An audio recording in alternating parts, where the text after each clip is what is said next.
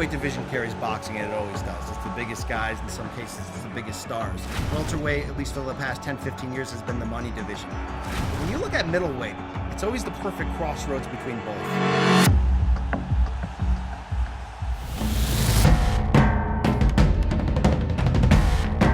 At the top, the champ is Canelo Alvarez. Number one, definitely right underneath him, is the people's champ, Gennady Golovkin. Maybe number three is still Daniel Jacobs. I mean, his only two losses in recent years is to Canelo and Triple G, and he acquitted himself quite nicely. We want Canelo Golovkin. That's the defining fight of the division. Don't think the division works unless that is resolved. There was a lot of fanfare for Jacobs.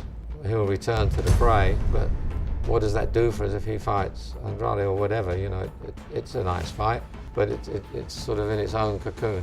The others should all be fighting each other to fight the winner of Canelo Golovkin. It is Alvarez who comes out. Good uppercut by Triple G. It's a close fight. Good jab work there. Right hands, and now very good work by Canelo. And that's it. Fellas, just a fight fought at the highest level.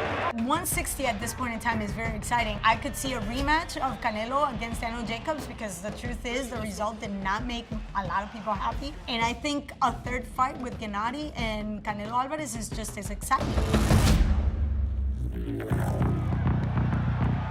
And I think Demetrius adds a little Cajun pepper to that mix of salt and pepper because he brings that spice. Middleweight champion of the world, Demetrius Andrade. If there's a wild card in this division at 160 pounds, it's certainly Demetrius Andrade. We've seen Canelo in the past go up against those slick, defensive, difficult guys, the Trouts, the Laras. You want to talk about the potential for kryptonite, potential trap fight? Canelo Alvarez doesn't walk away from anybody. He takes on all challenges. Demetrius Andrade would be a great test of that boxing IQ.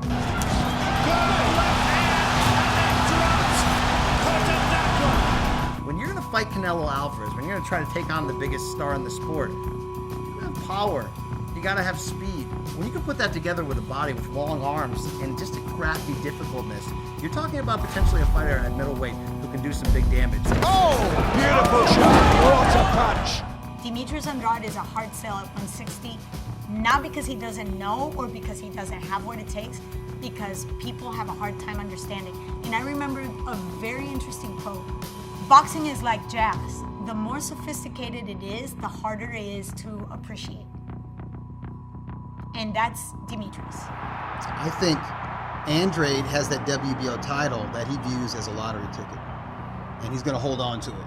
I spoke to him recently for an article in Ring Magazine, and he says he's targeting both Golovkin and Alvarez. If they fight a third time, then he wants the winner. But he says his job is just to stay busy and fight every other contender that they're not fighting. He says sooner or later, they're going to have to notice him because the fans are going to take notice. There is no more top 10 guys anymore. I keep beating them, and I keep beating them. Where's Canelo? Where's Triple G? What's the holdup?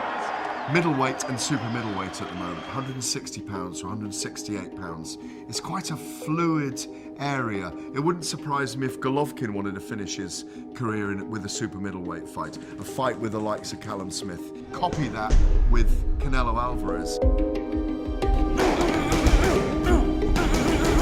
Can we say that he would be a fantastic super middleweight? We saw what he did to Rocky Fielding, a much taller, much rangier, and that showed us that Canelo has the ability to overcome that advantage and be able to work the body. Saw Canelo Alvarez even up at super middleweight against Callum Smith. Gennady Golovkin against Callum Smith.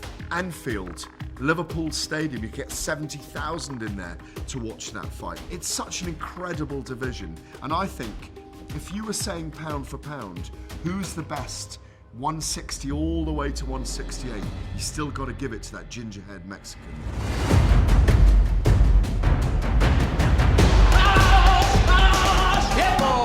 There's talk of Canelo might want to come and fight in a big stadium in England against Callum Smith. This is a difficult fight for him because Smith is a huge super middleweight. He's got to be one of the most dedicated guys in the world that he can get down to super middleweight because he's every inch at least a light heavyweight. The reach is very long. It won't be as easy for Canelo to get in on somebody and work the body. He's great. Well, he's one of the best body punchers in the world, if not the best at the moment. When you look at the landscape at 168, you've got a burgeoning star growing in Great Britain and Callum Smith. You want to talk about a fun, sexy matchup you can make. Danny Jacobs and Callum Smith. I think there's still time in Daniel Jacobs' career to find out how good he is and have his in-ring moment to match all the amazing, inspiring ones he's done outside the ring. Daniel Jacobs has a hard time making 160 now. I think he has the height and the range to be able to be at 168. And the truth is, the fight against Canelo showed a lot more elements to his boxing style. Big shot by Jacobs. Turn it back around. Back to orthodox. Right hand missed. Jacobs goes on the offensive. He could actually go and look for the fight. He was aggressive. He switched his guard, which was phenomenal. But I honestly think that making weight took away from his ability to showcase what he can do in a ring. I think Jacobs could fight Callum Smith right away. I mean, he's always been a super middleweight who's boiled his body down to middleweight. He's just going to feel stronger at that weight. And with his experience, immediately, he becomes the most experienced super middleweight in the game. Big shot by Jacobs. And certainly when you look up and down this roster at middleweight, there's plenty of fun matchups you can make. But you always have to be excited at who might crash this party. And when you're talking about that, you look no further than the 154-pound division. It wasn't a long time ago that we didn't know much about Jaime Munguia, this young fighter, who he is. Potential Gennady Golovkin opponent at one point. We said, who is that? Heavy shots. Munguia looking for the left hook. Big kid from Tijuana. He's a volume puncher. A fun middleweight matchup that just appeals to the bloodthirsty ghoul in me would be somebody like Jaime Munguia stepping up from junior middleweight to middleweight, and he could do it. He's huge. He looks like a super middleweight. He announced himself by winning a world title at junior middleweight, by walking in there and blowing away Saddam Ali. All he's done since then is show you maybe he's still learning in his early 20s when it comes to the craft, but from the idea of the heart, from the idea of the go-get-it inside of him and the chin, this guy's as exciting as anybody. Another big shot. His dad just told his son to finish it, and he drops him again. I'd love to see him in there against somebody like a hard-nosed veteran, somebody like Gabe Rosado. Rosado's all heart. That would be Mexico versus Puerto Rico. Philly fighter versus Tijuana fighter. They would go at it. That would be brutal. That would be bloody. That would not be for the purists. That would be for the bloodthirsty ghouls.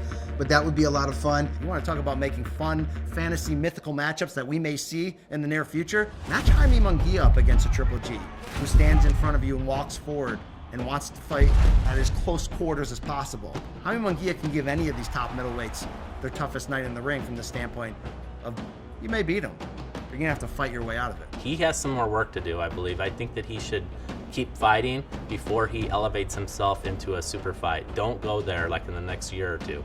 Just keep working on your craft, keep working on your trade, and make yourself better. And I think when he does that, then look, there's the potential for this another one of these great matchups where you have Jaime Munguia from the Tijuana area going against someone from the heart of Mexico, Canelo Alvarez. Down goes Lopez. And here comes Andrade with the uppercut.